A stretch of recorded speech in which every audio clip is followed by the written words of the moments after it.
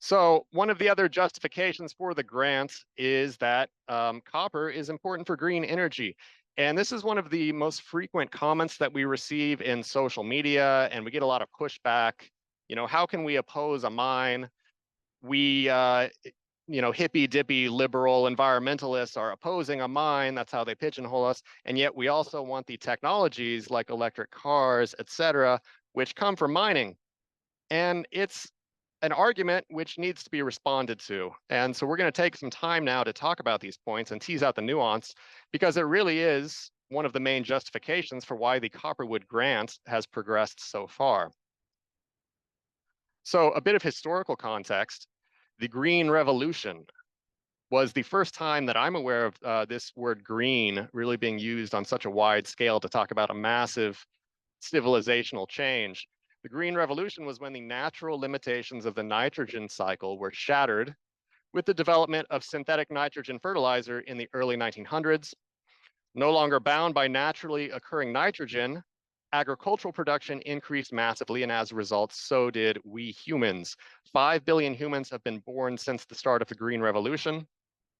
The Green Revolution also introduced the mass employment of artificial fungicides, pesticides, and herbicides. Surely there were no negative impacts. The direct result of the Green Revolution is what Rachel Carson wrote about in Silent Spring, which documented the environmental harm caused by indiscriminate use of DDT and other synthetic chemicals in nature and in agriculture. Carson accused the chemical industry of spreading disinformation and public officials of accepting the industry's marketing claims unquestioningly. So the title Silent Spring refers to the population collapse of birds, amphibians, and insects. Thus, the much lauded Green Revolution was closer to an apocalypse for most other life forms on the planet.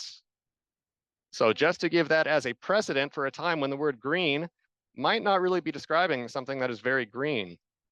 Quote from Mark Twain: "History doesn't repeat itself, but it often rhymes."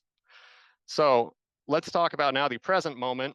And I want to draw people's attention to a book released by Naomi Klein, I want to say 10 or 15 years ago, called The Shock Doctrine, which is a very important concept to understand the present moment or any moment in history.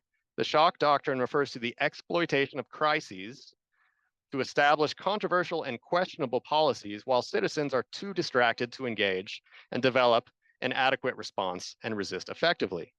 So a question we might ask in relation to the current moment and green energy is, who might be exploiting the chaos of climate change? Before we go any further, I thought I was going to skip this slide, but I guess not. So another new term to talk about is, who is a technocrat? So these are people who believe that mastery over society and nature through scientific and technological means is the answer to everything. These are a few examples of technocrats here. It's kind of like, if you're a hammer, everything you see is a nail. If you're a technocrat, any problem needs to be solved through an expansion of technology and an expansion of centralized control. So when we talk about climate change, this is a chart that was released by the International Union for the Conservation of Nature, looking at the most threatened species on the planet, about 9,000 species in total, and what was actually affecting them the most. And you see the chart here. Overexploitation by logging, hunting, fishing is number one, followed by agriculture, followed by some other items. And climate change is actually number 7 on the list of what is affecting threatened species. So much lower down than we would expect it to be. Jeff Gibbs, the director of Planet of the Humans, which is a great film, summarized this research. Pretty astounding that a culture that has cut down 99.9% of the original forests in places like Michigan, many repeatedly, some forever gone, all the soils burned, bathed them in 200 years of pollution, chopped them up with roads, brought in myriad invasive species, removed 95% of the mammals, birds, fish, etc. they coexist with, and much more, now blames climate change alone. So what we're talking about here is conflation. Conflation is the merging of two or more sets of information, text, ideas, or opinions into one, often in error.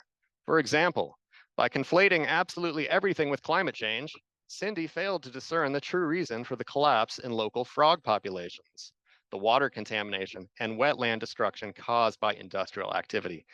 This is not to say that climate change is not a massive, massive factor here, but is it the main thing to be worried about if you're a frog, if you're a jaguar? If you're a wolf, is your number one priority a gradual increase in temperature over the course of decades, or the fact that your forest is being cut down for biofuels or for grazing lands or for industrial activity? So to talk about the current circumstances in the state of Michigan, Michigan very admirably wants to decrease its use of fossil fuels. However, we need to look at some conflation taking place in the clean energy target. Firstly, Michigan says 100% of its energy will come from renewable sources, but what they're actually referring to is 100% of electricity. Electricity is only around 20% of overall energy use, which doesn't include things like diesel transport, trucking, et cetera. So that number really should be much lower, and the conflation of energy and electricity is something to look out for. Renewable. So the sun is renewable, wind is renewable, certainly. Are solar panels renewable? Are wind turbines renewable? Is copper and nickel, are these things renewable? Maybe not so much. And then clean energy. Let's zoom in. What exactly is meant by clean energy here? So when we look at the amount of minerals necessary for a conventional vehicle versus an electric car, there's about 6 times as much mineral necessity in an electric car as in a conventional car. And that bright blue here at the beginning is copper. So about twice as much copper in an electric car. Electric cars get a lot of flack, but wind turbines, your average 5 megawatt wind turbine requires 1,000 pounds of copper as well. Any massive technology is going to require a lot of minerals. So the green transition will require a massive expansion in mining. That's just a fact, but that really puts us in a bit of a predicament because the global metals and mining industry contributes to 8% of the global carbon footprint. How then will we solve climate change by expanding mining? And CO2 is actually the least of the concerns for the chemicals coming out of mining. Mining is responsible for 50% of all toxic chemicals released into the environment, nearly 2 billion pounds a year. That comes from the EPA. A few more headlines. US mines pollute up to 27 billion gallons of water annually. Mining is responsible for 20% of health impacts from air pollution. Sensitive ecosystems are at risk from mine waste, just like the tailings facility we were looking at. 9% of protected areas and 20% of protected areas were within 5 kilometers of these mine waste facilities.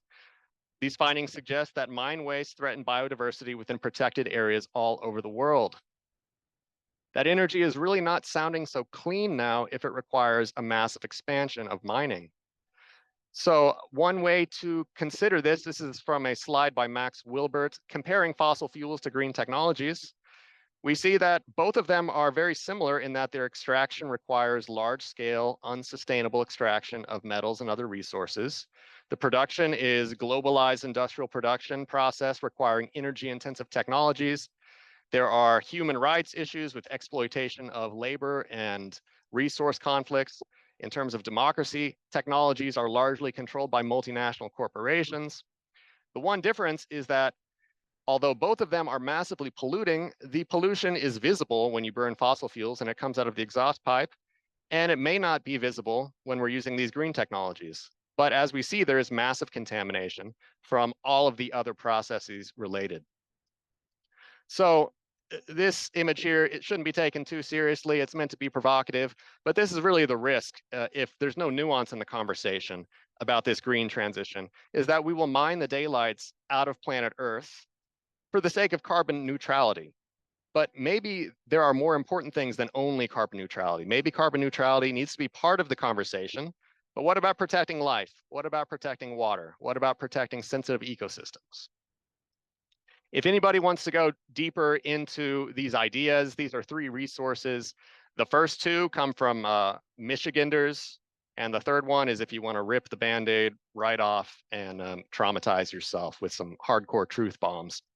So again, these are not my opinions that are meant to offend people. These are simply facts that need to be dealt with in order for us to have an adult conversation about the future of this civilization. So to end on a a more productive note than merely what is wrong here. Ozzie Zinner from Kalamazoo, Michigan, in his book Green Illusions, advises us to ask better questions. Rather than comparing one extractivist production technology to another, open the conversation to other options. Why not measure the virtues of electric vehicles against the virtues of walkable neighborhoods? The benefits of solar cells against the benefits of eliminating junk mail?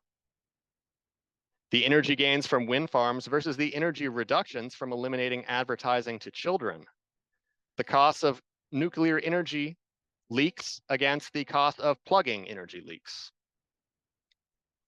And you don't have to agree with anything I just said to look at these photos and decide that we need as many mines and we need as many solar panels and electric vehicles as possible, as fast as possible, but this is still a bad place for a mine. There is something unique about Copperwood. It is the closest metallic sulfide mine to Lake Superior in history. So we want everybody on board with the fact that this is just a bad spot for this kind of operation. It's a chance to remember what we stand for. You know, is it the role of the doctor to tell a patient to stop smoking cigarettes and take up vaping? Is it the role of the dietitian to tell the client to put down a Coke and pick up a Coke Zero? Is it the role of the environmentalist to fight for the new road to go left through the old growth forest rather than right? And is it the role of this campaign to endorse one energy-intensive habitat-destroying technology over another? Protect the Porkies stands with water, life, humanity, and the prospect of real change. This is what we stand for. And a great illustration of what we stand for are the posters that have been submitted in the last couple months. We've had an incredible outpouring of talent and emotion and people who are in adamant support of protecting this area. Before we reveal the winners, we want to give every single poster just a couple seconds.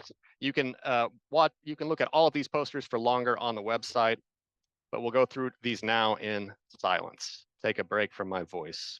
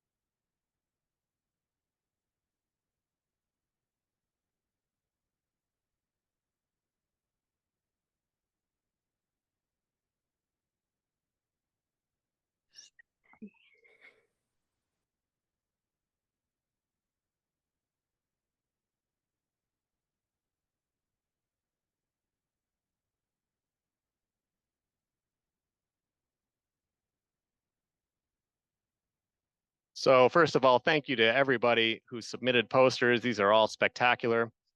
The strategy crew of Protect the Porkies, which is comprised of about 25 individuals. We meet every few weeks and just talk behind the scenes about the next steps for the campaign.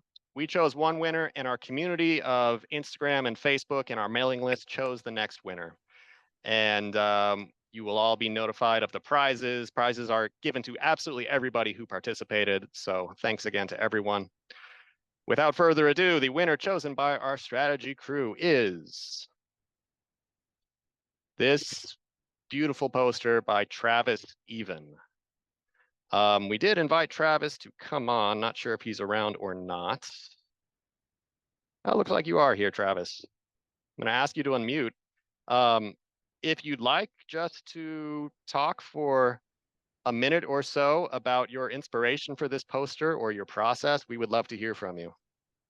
Yeah, definitely. I tried doing more of a vintage style when it came to this one, kind of celebrating some of the more posters around in the 70s and 80s. As for the image themselves, besides just the obvious Porcupine Mountain porcupine, it also stems from the Ojibwe folktale of how the porcupine got its quills, which basically the porcupine goes and kept on getting attacked by different predators, ended up going into a hawthorn tree, and it realized that the trees of the hawthorn, the spikes defended itself from the predators, so it ended up taking that and putting the quills on its back. So with that, if we kind of do an allegorical approach, the porcupine is the mountain itself, the trees are the native landscape and beauty, but also the protection of the land. And the sun up top not only draws your attention to it, but the sun is the thing that powers up the protection, namely ourselves with it. Thank you, Travis. I love your poster even more now after having heard that great explanation. So thank you so much for this contribution. And we're going to be making this poster as well as others available for people at events coming up. So moving on to the winner chosen by our community.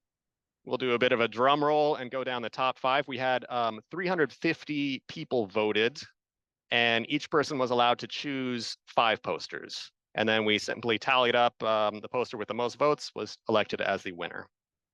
Number 5. Number 4.